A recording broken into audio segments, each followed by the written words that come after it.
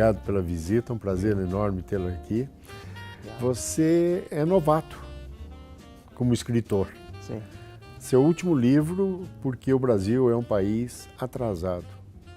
Isso foi uma história ou é uma história atual? É a realização de uma história. É a realização de uma É a história. realização de uma história.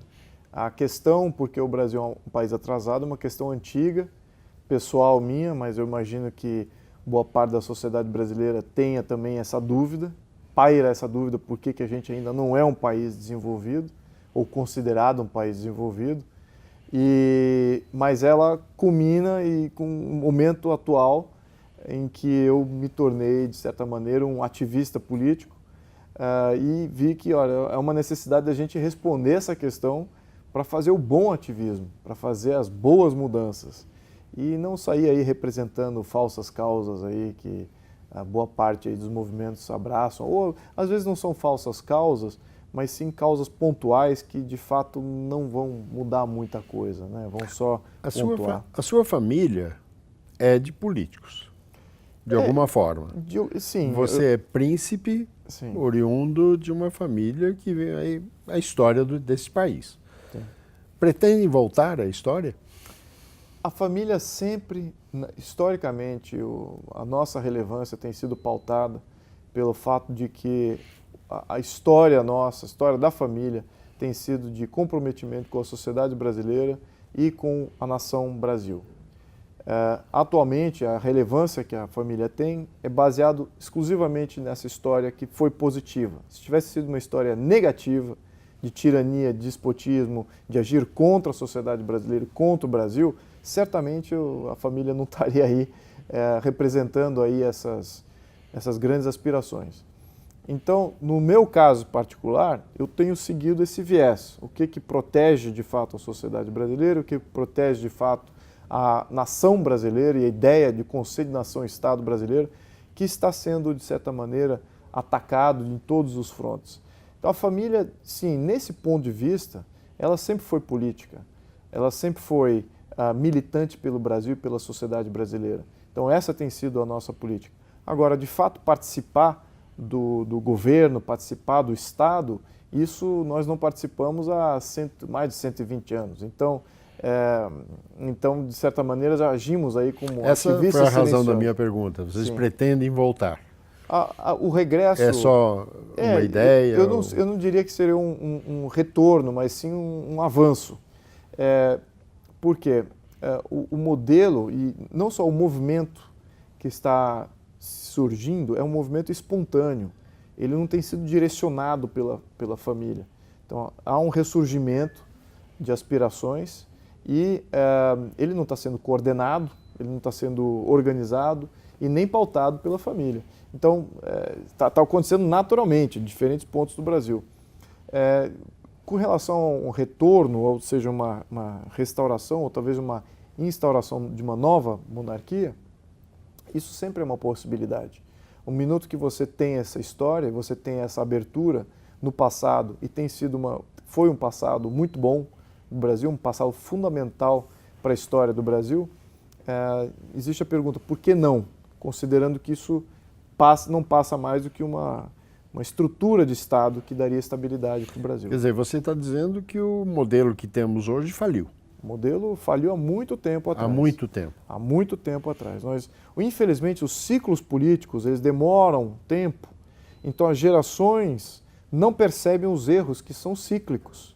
E nós estamos vivendo agora, mais uma vez, um erro cíclico do modelo que foi instaurado em 1891. 1889, sim, com um golpe de Estado, mas efetivamente em 1891, com a primeira Constituição Republicana. Então ali já se criou um modelo de Estado que não funcionava. E já logo na Primeira República já começou a dar errado. E é até uma análise científica, porque todos aqueles que ocupavam a Primeira República estavam no Estado durante o final do Império. E o Império era um modelo estável, um modelo duradouro, não havia inflação e hiperinflação, não havia estado de sítio, não havia tentativas de golpe de Estado, nada disso. Removeu-se um agente E logo na sequência, os mesmos agentes que ficaram começaram a ter golpe de Estado, estado de sítio. Então, entrou aí num período, uma década perdida. Na primeira década perdida do Brasil foi de 1889 até 10 anos depois, até reestabilizar o país como uma república. Só que, infelizmente, não era uma república mais, e sim um modelo oligárquico, dominado aí por grandes interesses econômicos. Então, isso tem sido permeado na nossa história, e é exatamente essa troca de oligarquias no poder é que nós vivemos hoje. Nós não vivemos uma república de fato. Essa mudança que você propõe, você fala numa monarquia. Como, em termos práticos, isso seria viável? Como que aconteceria essa mudança? Olha, a priori... Pacificamente, claro. Sim. A priori, eu pontuo aqui que a minha proposta é uma proposta de Estado de Direito. Estado de Direito significaria que as leis, os sistemas, as instituições, elas seriam validadas democraticamente e elas sim é que comandam o Brasil junto com a sociedade organizada. Isso é a evolução do nosso sistema. Aí a questão se seria uma monarquia ou não, porque a maioria das monarquias hoje no Ocidente são estados de direito. Elas, não é a monarquia que manda, não é o rei que governa. Ele é simplesmente uma parte de um conjunto de poderes e ele pode ser, no caso de um sistema parlamentarista, por exemplo, como é o alemão, que tem uma chefia de Estado eleito, seria um presidente eleito. No caso de uma monarquia parlamentarista, como o caso inglês, seria um monarca que ocupa essa chefia de Estado. Mas é entender que, de fato, o imperador, ou o rei, ou um presidente, de fato não governam, né, esse Estado de Direito. O Estado de Direito ele é composto, como eu falei, sociedade organizada e agentes do Estado compartilhando a coisa pública. Como temos no Brasil hoje, é só o Estado mandando. É só o tirano republicano, entre aspas republicano, que de republicano não tem nada, mandando na coisa pública. A sociedade não tem como se defender de governo. A sociedade não tem como se defender de burocracia galopante, de novas normas, impostos, aumentos de salário, criação de autarquias normativas. Não temos como nos defender. E é exatamente aí onde um poder de Estado separado agiria junto com a sociedade, limitando o governo, limitando a ação de governo. É esse conjunto que a gente perdeu nessa transição de monarquia para a república. Existe um modelo que poderia ser copiado, na sua percepção? Então, o Brasil ele é um país que precisa descentralizar o poder. Então, o modelo federativo norte-americano é ótimo. Ele é uma base como exemplo perfeita. No entanto, ele ainda tem algumas instabilidades que só agora vão começar a ser notadas, porque ele tem um presidente da República eleito e ele foi feito como um chefe de Estado. Quem governa os Estados Unidos são os governadores. Não é para ser o presidente da República. O presidente da República norte-americano é um chefe de Estado, só. E os governos é que fazem as políticas locais. O Brasil tem que ou migrar para um sistema similar ao do norte-americano para se estabilizar, que é um sistema presidencialista em que o presidente não manda em absolutamente nada. Ele manda muito pouco. E quem manda são os governadores de Estado. Ou ele migra para um modelo desse, ou ele migra para um modelo parecido com o da Alemanha, que é um modelo parlamentarista, mas também é descentralizado. Existe um poder dos diferentes localidades federativas na Alemanha que é muito abrangente. Só que existe um certo centralismo ali que só é estabilizado com o parlamentarismo, com a diferença entre o chefe de Estado e o chefe de governo. Tanto que nem sabemos hoje quem é o presidente da Alemanha. Conhecemos muito bem quem é o primeiro-ministro da Alemanha, que é a Merkel, acabou de ser eleita. E quem é o presidente da Alemanha? Não sabemos. É exatamente ter essa chefia de Estado, meio que um ombudsman da sociedade organizada, sempre ali. Ele pode não agir, pode até não ser efetivo em vários momentos, mas quando ele for necessário, ele vai estar lá.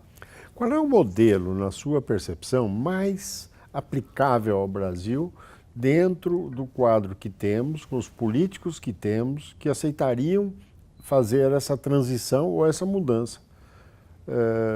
Como é que você vê isso? Então a mudança para qual... o que seria o modelo ideal, na minha opinião? O modelo ideal seria um sistema parlamentarista na União, a União, Brasília, ser um modelo parlamentarista, separando o chefia de Estado, chefia de governo via um Ter um presidente e um primeiro-ministro. Primeiro-ministro, um presidente, compartilhando ali a administração central. Mas essa administração central não mandasse o quanto manda hoje. Ela não pode continuar fazendo programas nacionais, fazemos planos nacionais, centralizando todas as grandes ideias lá em Brasília. Isso não funciona em nenhuma organização humana que a diversidade de opinião, a diversidade de localidades, IDHs díspares. Nós não podemos falar que um plano só, central, vai trazer a excelência para o povo brasileiro. Não vai trazer a excelência, não vai trazer o que o povo necessita em cada localidade. Existem diferentes demandas em cada localidade. Então, precisamos ter um modelo parlamentarista em cima, que manda pouco, e um sistema bem federativo, ou seja, que as entidades federativas, que os estados e os municípios passem a comandar muito mais, assumam as competências que hoje estão na mão do presidente da República. Isso é essencial para a nossa estabilização política. Não há como a gente imaginar entrar para o primeiro mundo com um modelo centralista, dependente de um tirano que nós elegemos a cada 4 anos e não temos absolutamente nenhum recurso de nos blindar das ações que eles fazem no topo. Exemplo, Collor de Mello bloqueando as nossas contas de poupança. Exemplo, qualquer instância de governo podendo remover propriedade do povo brasileiro para se equacionar nas suas corrupções, nas suas irresponsabilidades da administração pública. Então temos que tirar poder de todas essas instâncias e trazer esse poder de volta para a localidade, deixar os tributos aqui, porque aqui é que se faz os planos sociais ou até mesmo planos de desenvolvimento, mas são feitos na localidade, mais próximos de onde o imposto é gerado e de onde a sociedade tem um pouco mais de crivo e de freio. Né? Quando a gente remove isso, a gente cai em problema. Quanto tempo você acha que seria necessário para que isso fosse implantado? Em termos concretos, essa sua proposta, digamos que a população aceite, quanto tempo levaria para pôr o trem no trilho novamente? Bom, tem duas maneiras. A primeira maneira é, nessa primeira renovação, que eu espero que vá ocorrer em 2018, já a partir de 2019, sine qua non, temos que adotar o voto distrital majoritário, modo distrital puro, o recall de mandato, poder remover os nossos representantes com muita rapidez, e referendo popular para dar ao povo brasileiro o poder de veto contra a regulamentação e criação de burocracia. Então, isso é a primeira coisa que precisa acontecer no momento 1, janeiro de 2019. Isso precisa estar em voto. Se isso for adotado, o caminho que se aponta com essas pequenas alterações, que já são grandes alterações, naturalmente, através de eleições, a demanda por descentralização tributária, a demanda por descentralização de legislação vai ocorrer. Então, esse é um modelo mais orgânico, ou seja, sem uma nova Constituição. O outro modelo é implementar uma nova Constituição no Brasil, que eu também sou muito favorável. Os dois caminhos levam a Roma. Eu prefiro o caminho de uma nova Constituição, porque, de fato, na atual base constitucional, nós temos uma Constituição que ela interfere muito, ela pode interferir em todos os aspectos das nossas vidas, não limita nenhum populista ou nenhum tirano que vá subir como governo central, e ela é muito fácil de alterar, ela é muito fácil alterável. Então, o fato dela interferir e dela poder ser alterável não dá estabilidade jurídica. Então, o Brasil tem um risco. Qual é o risco do Brasil? É que as leis vão mudar rápido e são leis que interferem muito. Então, isso não cria uma base para que você aumente poupança, para você estabilizar a moeda, para você estabilizar investimento, estabilizar crescimento de emprego. Todo o viés de planejamento de todas as empresas fica de curto prazo. E o risco Brasil sobe. Então, o risco Brasil está intrinsecamente associado à nossa Constituição, que ela é de fácil alteração. Então, eu não confio nessa Constituição como uma base boa para que a gente vá fazer um país com uma estabilidade muito mais perene do que nós temos hoje. Então, acredito que isso seja uma pré-condição, né, fazer essa nova Constituição. Hoje, a sua percepção permite dizer alguma coisa que funciona no Brasil? Que seria aproveitável no novo modelo, digamos? O que aconteceu ao longo do século XX, apesar de a gente ter um modelo de Estado extremamente interventor e do qual eu não gosto, é que as instituições, a vontade do bem, ela de certa maneira ela se manifestou. Então existe separação, uma tênue separação de poder, existe instituições públicas com agentes públicos com muita consciência daquilo que é o certo, daquilo que é o bem, e eles trabalham junto com aqueles que querem fazer o mal, mas eles existem. Então nem todos que ocupam a máquina pública querem o mal da sociedade brasileira. Entendem exatamente isso que eu estou falando aqui, que o principal para qualquer modelo político não é trazer desenvolvimento social, não é trazer desenvolvimento econômico, não é criar avanços de qualquer maneira. O principal função de um modelo político é representar e dar estabilidade à coisa pública. Esse que é a primeira coisa. Então, por que representar? No minuto que você tem um sistema, um modelo, que você fala assim, poxa, eu acredito no nosso sistema de governo, eu acredito nele, porque ele me protege. Ele protege a mim, ele protege a minha família, ele protege as minhas posses. Esse sistema de governo é meu, eu vou protegê-lo também. Então ele passa a ser um valor da sociedade brasileira. Então ele precisa ser representativo. Hoje ele não é. Hoje ele é uma imposição de pessoas com ideias tortas de como controlar e dominar a sociedade brasileira. Então por isso que temos uma anomia completa, né? O governo trabalha com uma série de ideias e o povo já fala, poxa, vocês não nos representam. Há muitos anos já está nessa situação de anomia. Por isso que existem leis que pegam, leis que não pegam, por causa disso. Porque o modelo não representa a vontade do povo brasileiro. Então ele precisa ser representativo. Em segunda instância, dar aquela estabilidade de longo prazo. Mas como hoje os poderes, o que a gente está assistindo hoje, é que os poderes estão brigando entre si. Como é que a gente apazigua essa gente aí que quer brigar, um querendo comer o outro? É aquela mesma dinâmica, né? É a mesma? É a mesma dinâmica que você via no Brasil Império, Brasil República, logo na sequência. São pessoas boas. As pessoas que ocupavam o Brasil Império, não necessariamente todas eram boas. Mas no minuto que você mudou o jogo ficou ruim. Jogou gente muito boa uma contra a outra, trouxe à tona gente ruim para jogar contra gente boa, gente ruim contra gente ruim. Então o jogo está mal desenhado. O jogo ele não fomenta que só os bons prevaleçam. Mas você acha que dá tempo de fazer isso até ano que vem? Não, a gente vai ter que... Até o ano que vem? Não, isso é onde eu entro em conflito. Quem é o árbitro aí que vai apitar esse jogo? Então, eu acho que eu até entro aí em conflito com vários ativistas, porque eles interpretam tudo que eu falo mal. Eu falo que a gente precisa de uma nova Constituição. Isso é uma necessidade. Mas, obviamente, que a maioria das pessoas diz, mas hoje com esse Congresso... Eu concordo. Hoje com esse Congresso é impossível. Difícil. Não só o Congresso. O nosso judiciário também tem que ser completamente renovado. Completamente. Não podemos aceitar esse judiciário que foi escolhido partidariamente. Porém, como fazer isso nomeado dentro da partidariamente? Né? Não, temos que refazer todos os sistemas. Temos que fazer o sistema de não seja mais um sistema de nomeação para o STF, né? Um sistema de eleição, seja ela indireta, já de uma lista pré-qualificada. Então tem que mudar isso. As outras autarquias que comandam o Brasil, como por exemplo a CVM, Comissão de Valores Mobiliários, o Banco Central, o BNDES, todos esses não podem ser nomeados por um poder executivo ou até mesmo pelo legislativo.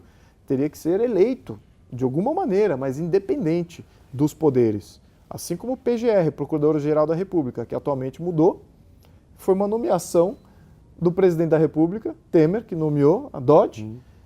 Espera aí, mas qual a função do PGR? A função do Procurador-Geral da República é auditar e monitorar o Poder Executivo. Como é que o poder de monitoramento é nomeado pelo próprio poder que vai ser monitorado? Então, é um contrassenso absurdo. Então, essas pequenas normas e pequenos jeitos de que como a coisa pública se desenhou no Brasil é torta. Ela não favorece a sociedade. ela favorece sim aos poderes de Estado se preservarem, se blindarem, ter menos transparência. Então isso é que temos que combater exatamente isso, e está nesses pequenos detalhes.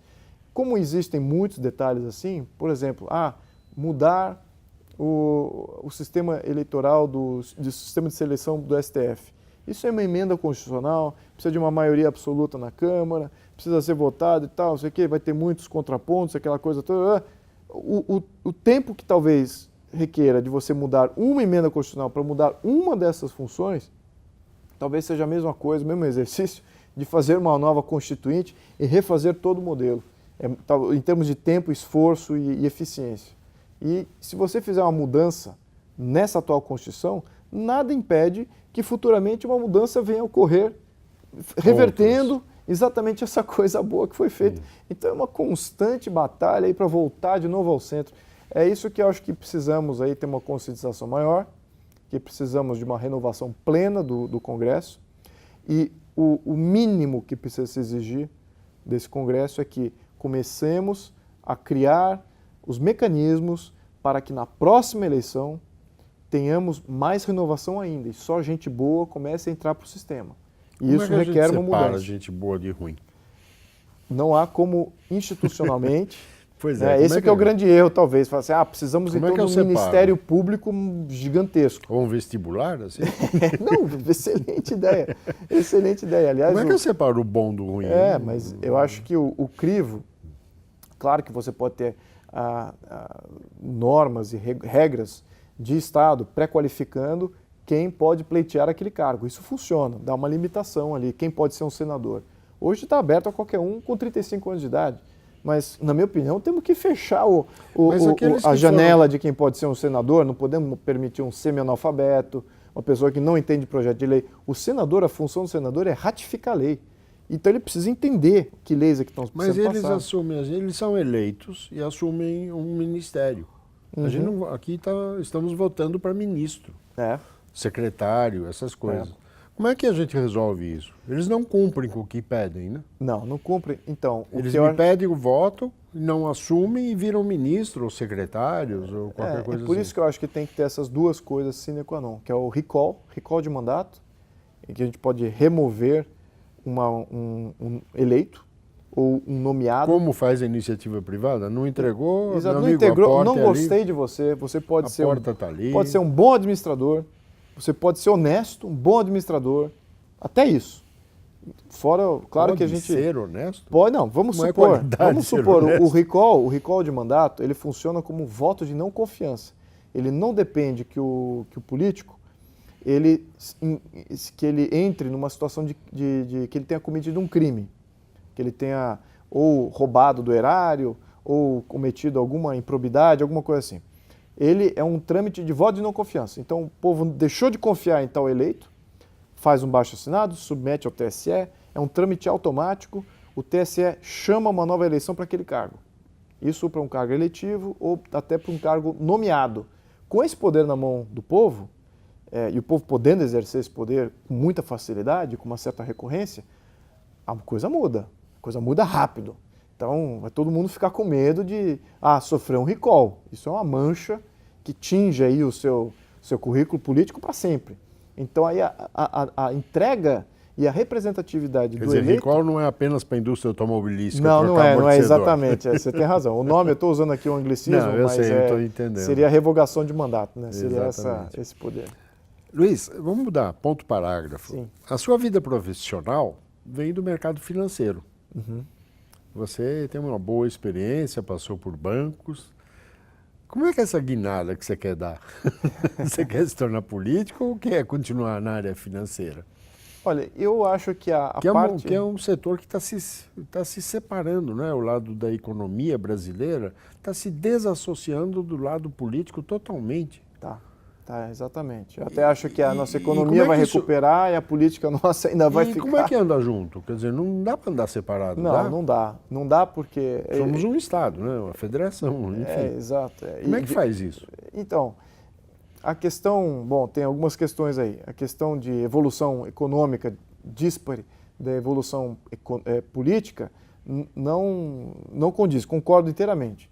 Podemos ter algum avanço na economia nesse momento agora, mas se a gente não vê não resgatarmos a nossa coisa política, eventualmente vai se cruzar esse caminho e mais uma vez teremos uma derrocada cíclica que a gente está vivendo nesse momento. Então é um voo de galinha, é um voo de galinha da nossa economia, não é sustentável, longo prazo, nada disso. Então temos que ver a coisa política, casado com a coisa econômica. Claro que a econômica vai decolar um pouco antes, mas a política ainda vai virar um problema. Isso sempre acontece? A econômica sai na frente? Olha, não deveria ser o contrário? Não, a política animar a econômica? Por exemplo, a Rússia passou por isso, né? A Rússia, quando saiu do comunismo, entrou supostamente para livre mercado, né? Um mercado mercado de capitais, ela teve um avanço econômico muito rápido. Teve uma depressão muito rápida também, logo no início, mas o ajuste foi logo na sequência. A Rússia começou a despontar como uma economia mais globalizada, ou seja, mais exportadora, mas a parte política dela deteriorou, ficou a mesma deterioro. E há pouco tempo atrás tivemos aí problemas aí com Putin, crise econômica, uma série de coisas. Eles não conseguiram desenvolver em sua plenitude um sistema econômico de fato livre, né? Os grandes oligarcas assumiram o comando da Rússia e formou-se ali um politburo só de oligarquias, né? Então temos o Putin como comandante central dessas oligarquias e só oligarcas no poder econômico. Então a economia da Rússia ela não transfere esse valor todo à população. Vamos ter o Putingrado agora? Putingrado. Porque então, tivemos Leningrado, bom, enfim. Exato, acho que já temos Rússiagrado. Desculpa, a Rússia inteira é do Putin, né? Não é só uma cidade, né? Por isso que eu falei Putingrado. Assumiu o domínio completo da coisa. E nós vemos que quando se trabalha a evolução política, temos aí uma sustentabilidade muito mais ampla e muito melhor da economia. A economia pode talvez não ter aqueles tiros desenvolvimentistas, muito porque o desenvolvimentismo, sobretudo aquele desenvolvimentismo que é financiado pelo Estado, que entra aqueles recursos maciços na economia e começa a fazer grandes obras. Sim, você tem aquela alavancagem de início, né, na atividade econômica, mas como ela não é sustentável, ao minuto que isso para, tem uma depressão logo na seguinte. Aí tem que inventar mais alguma coisa para manter aquilo estável. Então, a interferência do Estado não é sustentável. No entanto, quando se trabalha num Estado que de fato é representativo, não interventor, e que esse é mais estável, a economia por si próprio cria essas oportunidades e o crescimento que se nota é um crescimento mais não é tão abrupto, mas ele é constante, né? Isso nota-se no crescimento dos Estados Unidos, versus isso do século XX, tá? Versus o crescimento do Brasil. O Brasil entrava em estirões de desenvolvimento, né? Mudava o governo, um novo plano e tal, bum, tinha aquele desenvolvimento. Aí logo na sequência uma depressão, aí mudava governo, mudava a Constituição. Já os Estados Unidos se mantinha estável, com um governo não interventor, e a economia estava sempre crescendo 1%, 2% ao ano, 1%, 2% durante longos períodos. E é isso que a gente precisa, é dessa estabilidade de longo prazo. Estamos falando aqui que perpassa algumas gerações. Então, mas sem trabalhar a parte política antes, é difícil, né? Não vamos ter isso. Vamos ter de novo esses ciclos de grandes investimentos e grandes planos nacionais para fazer esses grandes... Então temos que tirar isso do nosso manto político. Temos pouco tempo para fazer muita lição, hein? Absolutamente. Temos aí um grande desafio. Luiz Felipe de Orleans e Bragança, muitíssimo obrigado pela presença, delicioso papo, novo, diferente, uma visão completamente diferente, um livro que está aí para pôr novas ideias aí para os leitores. Quero agradecer a presença, foi um prazer. Muito obrigado. Muito prazer.